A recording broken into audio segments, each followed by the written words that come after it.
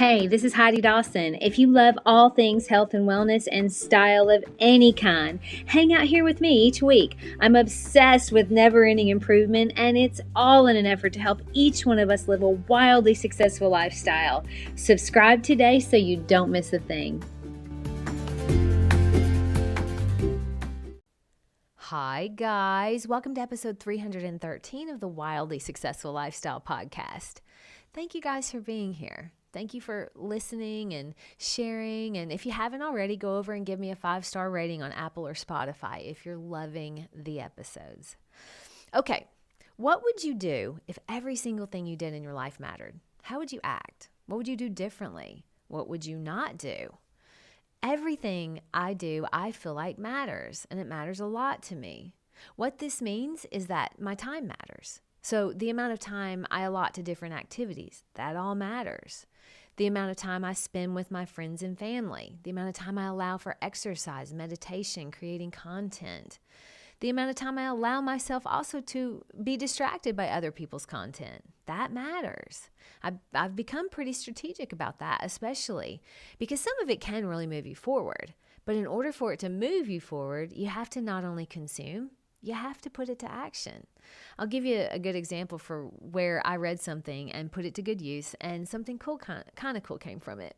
I think it was cool anyway, but I read where walking without music gives your brain time to come up with its own ideas, and I thought that is so true. Some of my best ideas have come from just allowing myself to think instead of listen. So I decided to actually put that idea to intentional use. Now, let me just say real quick, sometimes I need the music to run. And on those days, I jam to whatever mood my mood needs. But I've really been working lately on just using my brain energy as much as music to fuel my runs. And it really does allow you to create your own things because your brain has a lot that it wants to create. There's a lot up there. We're each unique and we have unique things that we can create.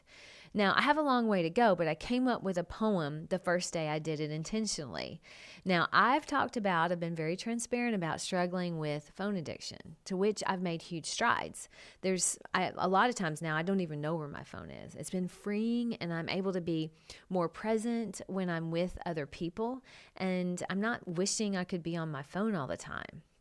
But as I was walking, I came up with this poem, and I'm going to share it with you. Here it is. We become the least interesting person in the room when we're constantly scrolling on our phone, our heads filled with other people's ideas, none of them being our own. Now, I don't think I'm all of a sudden going to be Shakespeare, but I am allowing my mind to do what it's designed to do, to think and create. So while I was at that, I also came up with a limerick. Do you know what a limerick is? I didn't know what it was until I heard it in a sleep story, and then I read it again, so I thought, I'm going to come up with a limerick too. So it's a 5-sentence rhyming poem that can be nonsensical, and it can even be a little snarky. So here's the limerick that I came up with. Don't laugh. or maybe do laugh. Okay. There once was a girl named Heidi. She scrolled on her phone day and nighty. She said it enlightened her, but instead it short-sighted her, and she ended up silly and flighty. Now, I hope that entertains you half as much as it did me, but it has really helped me because the last thing I want to do is be silly and flighty, or worse yet, the least interesting person in the room. So to me, seriously limiting the amount of time I scroll, that's really important to me. That matters a lot. And those little poems, they've helped me because I remember them when I'm tempted to aimlessly scroll, when I could be being present with someone or doing something that moves me forward, actually experiencing something cool in life, creating instead of watching other people create, living instead of watching other people live.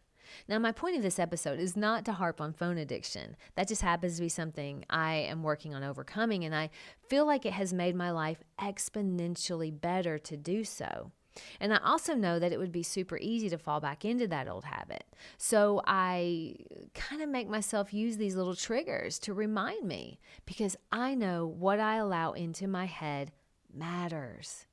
You see, that's my point of telling you all of this is to say what we do matters. We think scrolling aimlessly for hours doesn't matter when it does. What else could we be doing with the same time that's moving us forward? What ideas are you keeping locked in your brain by blocking them with constant consuming of social media? We think also that the thoughts in our heads don't matter because no one else can hear them. But every single thought you have matters. You know why? Because your thoughts are what cause you to take action, and your life is created by the action you take. We think that's also another thing is skipping to make our bed. Maybe we skip it a couple days and we're like, oh, it doesn't matter. But that matters. You know why? Because it's very easy to fall out of good habits and into bad ones. We also have a tendency to think that what we eat doesn't matter in the long run. We're like, oh, it's just it doesn't matter. It's just a cheeseburger and fries. But what we eat matters a lot. It matters to our energy, our focus, and our overall well-being. Think about how much more energy you have when you're eating healthy or you're not weighed down by heavy food. And finally, the amount of time we spend with our family and friends, that matters. You see, all the things we do day to day, they actually really matter. Why though? Because we're a product of every little decision we make. Allison, one of the yoga instructors at my gym the other day, quoted James Clear's book, Atomic Habits, where he said, every decision you make is a vote for the person you'll become. So who do you want to become? My challenge to you today is to pick one day where you intentionally notice every little decision you make.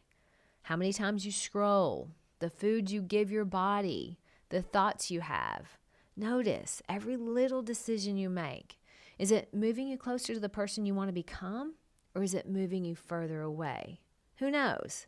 The mystery of why you are where you are might just be solved. I love you guys. I'll talk to you in a few days. Don't forget to subscribe and share with your friends because we're just going to keep going bigger and better places together, and I love that about us. Talk to you in a few days.